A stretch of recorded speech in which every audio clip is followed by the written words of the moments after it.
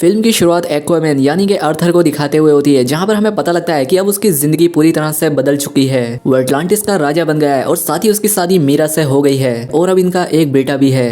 अब इसके बाद हमें ब्लैक मैंटा को दिखाया जाता है, जो कि इस मूवी का विलन है, क्योंकि उसके फादर की डेथ एक्वामैन की वजह से हुई थी, इसीलिए वो हमेशा से उससे बदला लेना चाहता था। वो अपने इसी बदले की आग में अपने उस सूट को और भी ज्यादा पावरफुल बना रहा था और वो इसी बात का इंतजार कर रहा था कि इस सूट के पूरा होने के बाद मैं एक्वामैन को मारूंगा। इसके बाद हमें दो साइंटिस्ट को दिखाया जाता है, जिनमें से एक का नाम डॉक्टर स्टीफन सिन था। वो एक मरीन साइंटिस्ट था जो कि समंदर के नीचे की दुनिया पर रिसर्च करते हैं और वो अभी अटलांटिस के ऊपर रिसर्च कर रहा था। उसकी कोशिश थी कि वो अटलांटिस को ढूंढकर वहां जाए और अटलांटिस के बारे में सबको बता सके, ताकि सभी को यकीन हो जाए कि अटलांटिस जैसी दुनिया भी एग्जिस्ट करती है। अब इसी रिसर्च के चलते ये साइंटिस्ट अंटार्कटिका में जाते हैं और वहाँ की बर्फ के नीचे कोई चीज ढूंढने की कोशिश करते हैं, लेकिन तभी वहाँ पर बर्फ फटती है और उसके नीचे एक खतरनाक सा क्रीचर इस साइंटिस्ट के एक साथी को मार देता है। अब इसीलिए वो साइंटिस्ट यहाँ पर फंस जाता है और इसीलिए वो अपने साथियों को सिग्नल भेजकर मदद बुलाता है और यहाँ पर उसकी मदद करने के लिए उसका एक साथी पहुंच जाता है, जो कि ब्लैक मैंटा ही था, क्योंकि ये साइंटिस्ट इसी के लिए काम कर रहा था। यहाँ आकर ब्लैक मैंटा उस साइंटिस्ट और उसके साथियों की जान तो बचा लेता है, लेकिन वो खुद यहाँ आकर रिसर्च करने लगता है। इसीलिए वो बर्फ में और नीचे जाता है और काफी नीचे जाने के बाद उसे टूटा हुआ एक ट्राइडेंट मिलता है और अब जैसे ही वो इस ट्राइडेंट को उठाकर जोड़ता है, उसे इसका असली मालिक नजर आने लगता है, जिसका नाम था कोर्डेक्स और ये दिखने में काफी खतरनाक लग रहा था। वो ब्लैक मैंटा से कहता है कि क्योंकि तुमने मेरा टूटा हुआ ट्राइडेंट जोड़ दिया है, इसीलिए तुम बहुत ताकतवर बन जाओगे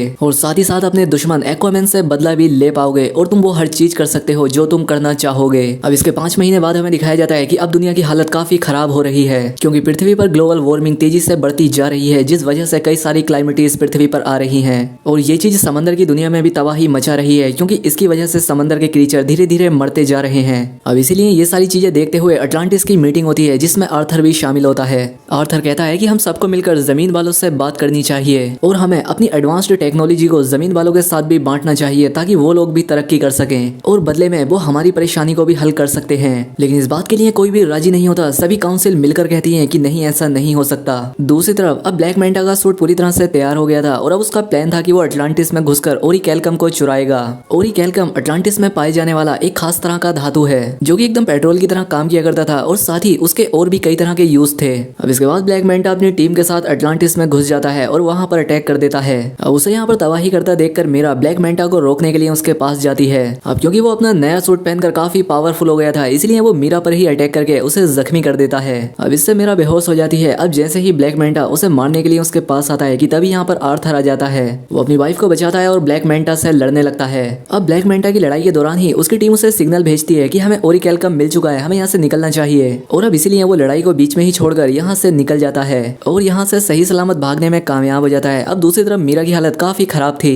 अब यहाँ इन दोनों के पास आर्थर की मोम आती है और कहती है कि ये काफी सोचने वाली बात है कि अगर यहाँ पर ब्लैक मैंटा सच में ओरिकैल्कम लेने के लिए ही आया था तो फिर जरूर कुछ बुरा होने वाला है। ये बात सुनकर आर्थर अपनी मोम से कहता है तो फिर मुझे अपने भाई ओर्म की मदद लेनी होगी, क्योंकि वो ओरिकैल्कम और अटलांटिस के बारे में बहुत ही अच्छी तरह से जानता है। वो अटलांटिस की पूरी हिस्ट्री जानता है। लेकिन आर्थर की मोम कहती है लेकिन ओर्म तो दूसरे किंगडम में फिशरमैन की जेल में कैद है, तो फिर वो कैसे आ सकता है। जिस पर आर्थर जवाब देता है कि मैं खुद फिशरमैन किंगडम जाऊंगा और जेल से ओर्म को छुड़वा कर ले आऊंगा और आर्थर वैसा ही करता है। वो फिशरमैन की जेल में पहुंच जाता है और जल्द ही ओर्म को ढूंढ निकालता है। अब वो ओर्म को लेकर यहाँ से भागने लगता है, लेकिन इससे पहले कि ये लोग वहाँ से निकल पाते इन्हें फिशरमैन किंगडम के गार्ड देख लेते हैं। वो इन लोगों को घेर लेते हैं, लेकिन ये दोनों यहाँ से किसी तरह से निकलने लगते हैं। यहाँ पर ओर्म की हालत काफी खराब हो चुकी थी, क्योंकि उसे ठीक से खाना और पानी नहीं दिया जाता था, जिस वजह से इसका शरीर काफी कमजोर हो गया था। लेकिन जैसे ही ये बाहर आते हैं और वो समंदर के पानी को छूता है, वो फिर से पहले जैसा हो जाता है। उसके पास पहले जैसी पावर्स आ जाती हैं, इसीलिए ओर्म अकेला ही उन सभी गार्ड्स को हरा देता है। वो एक ही झटके में इन सभी को मार देता है, जिसके बाद ये दोनों भाई यहाँ से निकल जाते हैं। रास्ते में बातें करते करते दोनों एक दूसरे को अपनी अपनी जिंदगी के बारे में बताते हैं। आर्थर ओर्म से कहता है कि मैं अटलांटिस का राजा बन बनकर थक गया हूँ, ये काम काफी बोरियत वाला है। लेकिन ये बात सुनकर ओर्म काफी हैरान होता है। वो आर्थर से कहता है कि जिस राजा की गद्दी को पाने के लिए मैंने अपने बचपन से कोशिश की थी, तुम्हें उसकी कोई परवाह ही नहीं है। और ये बात तो काफी अजीब है। जिसके बाद ये दोनों किंगफिश के पास पहुंच जाते हैं। वो यहाँ आकर उससे ब्लैक मैंटा के बारे में पूछते हैं, जिस पर बोइन से कहता है कि ब्लैक मैंटा तुम्हें एक आइलैंड पर मिलेगा जो कि साउथ एरिया में है। और ये बात सुनकर दोनों भाई उस साउथ एरिया की तरफ निकल जाते हैं उस आइलैंड पर जाने के लिए। लेकिन यहाँ अगर ये दोनों देखते हैं कि ये आइलैंड अब पूरी तरह से बदल चुका है। वो यहाँ अगर देखते हैं कि ओरिकेलकम को जलाकर यहाँ पर उसका धुआं फैलाया जा रहा है, जिससे यहाँ के पेड़ पौधे और छोटे छोटे जानवर भी म्यूटेट हो गए हैं, जिस वजह से उनका साइज काफी बड़ा हो गया है। यहाँ तक कि चूहों का साइज भी एक हाथी जितना बड़ा हो गया है। इसके बाद उस साइंटिस्ट शिन को दिखाया जाता है जो कि ब्लैक मैंटा के ठिकाने पर था। ये साइंटिस्ट जब कोडेक्स के उस टूटे हुए ब्लैक ट्राइडेंट को देखता है तो ये बिना सोचे समझे उसे छू लेता है, और जैसे ही ऐसा करता है साइंटिस्ट को भी अपने दिमाग में कोडेक्स नजर आने लगता है कि तभी यहाँ पर ब्लैक मैंटा आ जाता है। वो साइंटिस्ट के हाथ से उस ट्राइडेंट को लेते हुए कहता है कि तुम मेरे मकसद को जानना चाहते थे ना, तो लो सुनो, मेरा मकसद है कि मैं आर्थर और उसके पूरे परिवार को खत्म करूंगा, और अगर इसके लिए मुझे किसी शैतान से भी सौदा करना पड़ा तो मैं तैयार हूँ। दूसरी तरफ हमें आर्थर और ओर्म को दिखाया जाता है जो कि ब्लैक मैंटा के ठिकाने को ढूंढते हुए यहाँ तक पहुंच गए थे, जो कि यहाँ आकर सबसे पहले उसी साइंटिस्ट सिन से मिलते हैं। अब क्योंकि वो समझ गया था कि आर्थर और ओर्म अटलांटिस से आए हैं, इसीलिए वो उन्हें सब कुछ सच बता देता है कि ब्लैक मैंटा का मकसद अटलांटिस को बर्बाद करना है। और साथ ही साइंटिस्ट इन दोनों को उस ब्लैक ट्राइडेंट के बारे में भी बता देता है, और ये भी कि जैसे ही उसे छूते हैं तो उसमें कोडेक्स यानी कि उसके मालिक की यादें दिखाई देने लगती हैं। साइंटिस्ट इन्हें ये सब बातें इसलिए बताता है ताकि ये लोग इसे अपने साथ ले जाएं, लेकिन इतने में ही ब्लैक मैंटा के लोग इन पर अटैक कर देते हैं। लेकिन ये दोनों ही भाई साथ मिलकर बहादुरी के साथ उनका मुकाबला करने लगते हैं।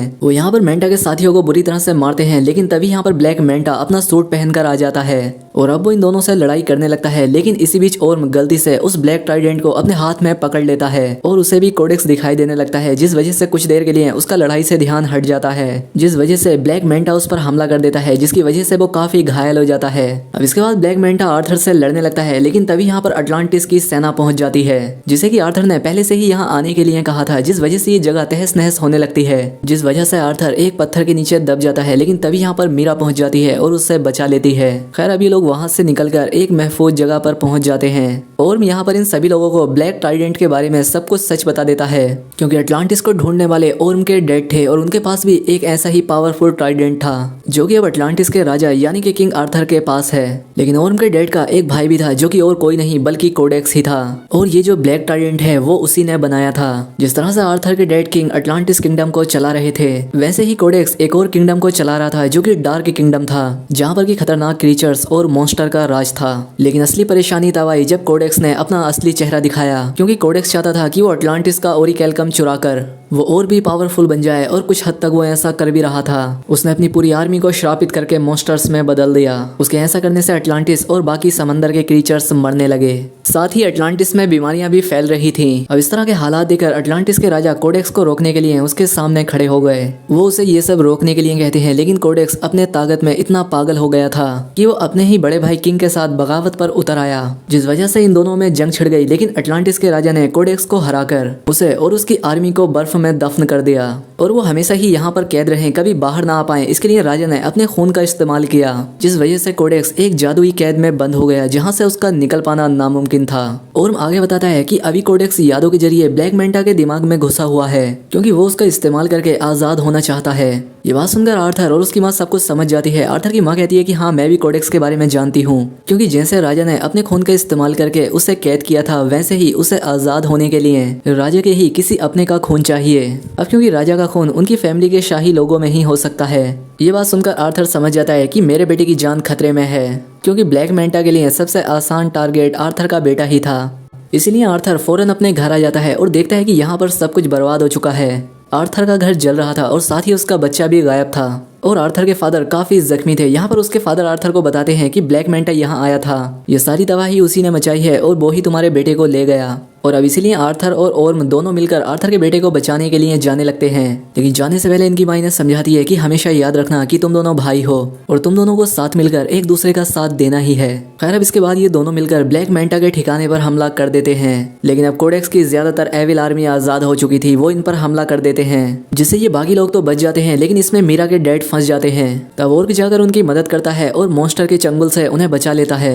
ये देखकर मीरा के डैड भी समझ जाते हैं कि जिस ओर्म को मैं हमेशा से गलत मानता था, वो एक अच्छा इंसान है। अब वो उसे भी लड़ने के लिए एक हथियार देते हैं। दूसरी तरफ अंदर ब्लैक मैंटा के पास आर्थर का बेटा था।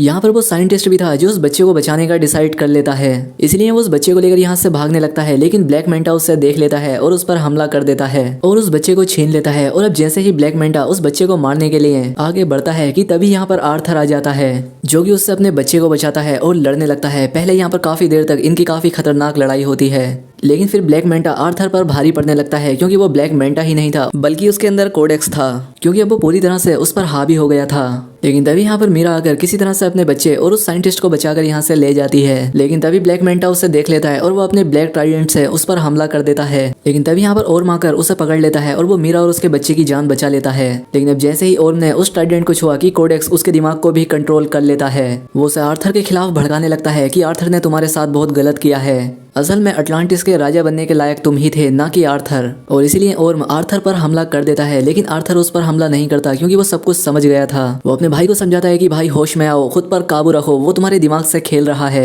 अब ओर्म जैसे तैसे खुद पर काबू पा लेता है और उसे अपनी माँ की बात भी याद आ जाती है कि तुम दोनों भाई हो और तुम हर हाल में एक दूसरे का साथ दोगे। लेकिन इसी सब के बीच कोडेक्स भी खुद को आजाद करने में कामयाब हो जाता है। अब उसके शरीर में जान आ जाती है। अब ओर्म ट्राइडेंट को छोड़ देता है, लेकिन अब काफी देर हो चुकी थी क्योंकि कोडेक्स अब जिंदा हो चुका था। अब आर्थर उसी के ट्राइडेंट से कोडेक्स पर हमला कर देता है, लेकिन कोडेक्स बड़ी ही आसानी से अपने ट्राइडेंट को रोक लेता है। लेकिन अब इससे पहले कि कोडेक्स कुछ कर पाता कि आर्थर अपनी मदर के ट्राइडेंट से उस पर वार करता है, जो कि कोडेक्स के ट्राइडेंट को बीच से चीरता हुआ उसके टुकड़े कर देता है, जिसके साथ साथ कोडेक्स भी उस ट्राइडेंट के साथ खत्म हो जाता है। और उसके खत्म होते ही धीरे धीरे ये जगह भी खत्म होने लगती है। इस सब में ब्लैक मेंटा दब जाता है, लेकिन उसे मुसीबत में देखकर आर्थर उसकी मदद के लिए हाथ बढ़ाता है। लेकिन ब्लैक मेंटा उससे मना कर देता है कि कभी नहीं, और ऐसा कहकर वो पीछे गिर जाता है। और अब आर्थर और उसके बाकी साथी वहां से बाहर निकल जाते हैं। बाहर अब आर्थर ओर्म से कहता है कि अब तुम आजाद हो, अब तुम्हें किसी भी जेल में जाने की जरूरत नहीं है, क्योंकि फिशरमैन की जेल में हम ये कह देंगे कि तुम यहाँ पर दबकर मारे गए और अब तुम यहाँ से जाओ और अपनी जिंदगी जियो, लेकिन समंदर की दुनिया में नहीं। अभी तुम कुछ दिन गायब रहो और जमीन वालों के साथ रहो। अब ओर्म भी आर्थर को अपना भाई मान लेता है क्योंकि अब उसकी गलत फहमियां दूर हो गई थी। वो आर्थर से कहता है कि तुम एक अच्छे राजा हो, अटलांटिस को तुम्हारे ही जैसे राजा की जरूरत है, और फिर वो यहाँ से चला जाता है। अब इसके बाद हम देखते हैं कि आर्थर अटलांटिस को दुनिया के सामने ले आता है। बाहर आकर वो अपने किंगडम के बारे में जमीन वालों को सब कुछ बता देता है। वो कहता है कि अब हम अटलांटिस की टेक्नोलॉजी को मिलकर शेयर करेंगे और अब हम सब साथ में मिलकर दुनिया को और भी अच्छा और ताकतवर बनाएंगे। और अब इसी के साथ इस फिल्म की कहानी यहाँ पर खत्म हो जाती है। दोस्तों, वीडियो अच्छी लगी हो तो वीडियो को लाइक, और अगर चैनल पर पहली बार आए तो चैनल को सब्सक्राइब भी कर ले। मिलते हैं हमारी अगली वीडियो में।